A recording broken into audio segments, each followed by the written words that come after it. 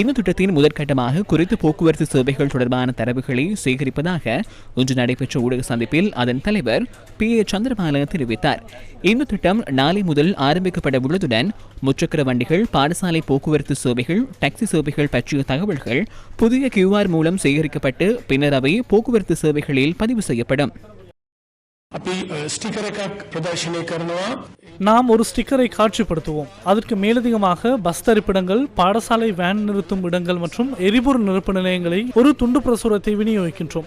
அத்துடன் இந்த சமூக அறிவித்தலை எமது வலைத்தளம், சமூக ஊடகங்களில் குறிப்பாக Facebook மூலம் அறிய தருகின்றோம்.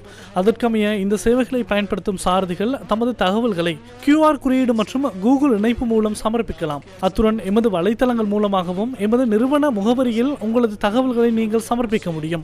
நவம்பர் மாதம் 1ஆம் தேதியிலிருந்து 30ஆம் தேதி வரை உங்களது தகவல்களை நாம் சேகரிப்போம்.